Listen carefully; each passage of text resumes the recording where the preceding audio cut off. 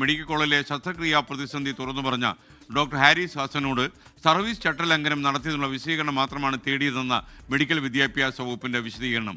ചട്ടലംഘനം ഉൾക്കൊണ്ടാൽ അച്ചടക്ക നടപടിയൊന്നും ഉണ്ടാകില്ല. യൂറോളജി വിഭാഗത്തിലെ ഉപകരണം കാണാതായതും അച്ചടക്ക ലംഘനവും തമ്മിൽ കൂട്ടിക്കുഴയ്ക്കേണ്ടതില്ല എന്നാണ് മെഡിക്കൽ വിദ്യാഭ്യാസ വകുപ്പ് ഇപ്പോൾ പറയുന്നത്.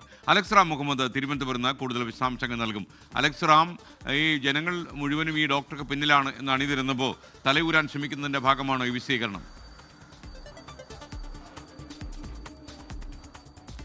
SKN തിരുവനന്തപുരം മെഡിക്കൽ കോളേജിലെ ഈ ശസ്ത്രക്രിയാ പ്രതിസന്ധി തുറന്നു പറഞ്ഞ ഡോക്ടർ ഹാരിസ് ചിറക്കലിനെതിരെ എന്ത് നടപടി സ്വീകരിക്കും, അല്ലെങ്കിൽ അത്തരത്തിൽ അച്ചടക്ക നടപടിക്ക് ഒരു ശ്രമം നടക്കുന്നു എന്ന തരത്തിലൊക്കെ കഴിഞ്ഞ ദിവസങ്ങളിൽ വാർത്ത പ്രചരിച്ചിരുന്നു. ഇതിൽ ഒരു വിശദീകരണം നൽകുകയാണ് മെഡിക്കൽ വിദ്യാഭ്യാസ വകുപ്പ്. ഇതിൽ പ്രധാനമായും മെഡിക്കൽ വിദ്യാഭ്യാസ വകുപ്പ് പറയുന്നത്, ഒന്ന്, ഡോക്ടർ ഹാരിസ് ചിറക്കൽ നടത്തിയത് പെരുമാറ്റച്ചട്ട ലംഘനമാണ്, സർവീസ് ചട്ടങ്ങളുടെ ലംഘനമാണ്. അതായത് അങ്ങനെ ഒരു തുറന്നു പറഞ്ഞത് ഇത്തരത്തിലൊരു പ്രശ്നം മെഡിക്കൽ കോളേജിലുണ്ട് എന്ന് ഒരു ജീവനക്കാരൻ, സർക്കാർ ജീവനക്കാരൻ തന്നെ തുറന്നു പറയുന്നത് പെരുമാറ്റച്ചട്ട ലംഘനമാണ്. അതിനകത്ത് അച്ചടക്ക ലംഘനം ഉണ്ടായിട്ടുണ്ട് എന്നുള്ളതാണ് ഈ 4-അംഗ സമിതി, DME നിയോഗിച്ച 4-അംഗ സമിതിയുടെ കണ്ടെത്തൽ.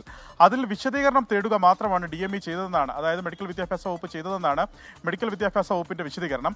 ആ തരത്തിൽ വിശദീകരണം ഡോക്ടർ ഹാരിസ് ചിറക്കലിന് നൽകാൻ 7 ദിവസത്തെ സമയമുണ്ട്. അതായത് അടുത്ത വെള്ളിയാഴ്ച വരെ ഡോക്ടർ ഹാരിസ് ചിറക്കലിന് ഇതുമായി ബന്ധപ്പെട്ട വിശദീകരണം നൽകാൻ സമയമുണ്ട്. ആ വെള്ളിയാഴ്ചയ്ക്കുള്ളിൽ അദ്ദേഹം ആ വിശദീകരണം എഴുതി നൽകിയാൽ മതിയാകും. അതുമാത്രമല്ല, തന്റെ ഭാഗത്തു നിന്ന് അത്തരത്തിൽ പെരുമാറ്റച്ചട്ട ലംഘനം ഉണ്ടായി എന്ന് ഉൾക്കൊള്ളാനായാൽ, എന്ന് ഹാരിസ് ചിറക്കൽ ഉൾക്കൊള്ളാനായാൽ അദ്ദേഹത്തിനെതിരെ അച്ചടക്ക നടപടിയൊന്നും ഉണ്ടാകില്ല എന്ന് മെഡിക്കൽ വിദ്യാഭ്യാസ വകുപ്പ് വ്യക്തമാക്കുകയും, അല്ലെങ്കിൽ മെഡിക്കൽ വിദ്യാഭ്യാസ വകുപ്പിൽ നിന്നുള്ള വൃത്തങ്ങൾ വ്യക്തമാക്കുകയും ചെയ്യുന്നുണ്ട്. മറ്റൊരു കാര്യമാണ്, ഈ 4-അംഗ അന്വേഷണ സമിതിയുടെ റിപ്പോർട്ടിലുള്ള മറ്റൊരു പ്രധാനപ്പെട്ട കണ്ടെത്തൽ, ഈ ഒരു ഉപകരണം, അതായത് യൂറോളജി വിഭാഗത്തിലെ ഒരു പ്രധാനപ്പെട്ട ഉപകരണം കാണാനില്ല, അല്ലെങ്കിൽ ഉപകരണം ഉപയോഗിച്ചതുമായി ബന്ധപ്പെട്ടത് അതിന് നാശം വന്നു എന്ന തരത്തിലുള്ള റിപ്പോർട്ടിലെ പരാമർശം.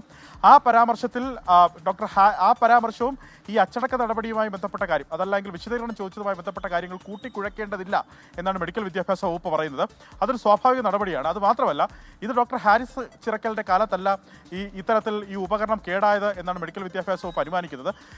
ഈ വിഷയം ഉണ്ടായിരുന്നതിനാൽ ഈ റിപ്പോർട്ട് കൂടി വന്ന പശ്ചാത്തലത്തിൽ ഹാരിസ് ഹസന്റെ അഭിപ്രായം രേഖപ്പെടുത്തും. അതിലായിരിക്കും നമ്മൾ നേരത്തെ പറഞ്ഞതുപോലെ മെഡിക്കൽ വിദ്യാഭ്യാസ വകുപ്പിന് കീഴിൽ അദ്ദേഹം വന്ന് അദ്ദേഹത്തിന്റെ ഇതുമായി ബന്ധപ്പെട്ട ഈ ഉപകരണം അവിടെ മാറ്റിവെച്ചിരിക്കുകയാണെന്നും അത് ഉപയോഗിക്കാൻ അറിയാത്തവരാണ് മെഡിക്കൽ കോളേജിലെ മറ്റു ഡോക്ടർമാരെന്നും ആ ഉപകരണം ഉപയോഗിച്ചതുകൊണ്ട് ഒരു രോഗിക്കടക്കം ചില ഗുരുതര സാഹചര്യം ഉണ്ടായതുകൊണ്ട് അത് നീക്കിവെച്ചിരിക്കുകയാണ്, പരിശീലനം നൽകേണ്ടതുണ്ട് എന്നുള്ള കാര്യം അദ്ദേഹം മെഡിക്കൽ വിദ്യാഭ്യാസ വകുപ്പിനെ അറിയിക്കാൻ തീരുമാനിച്ചിരിക്കുന്നത്. ഇതാണ് അതിലെ പ്രധാനപ്പെട്ട കാര്യം. Thank you. അലക്സ് റാം മുഹമ്മദാണ് വിവരങ്ങൾ നൽകിയത്.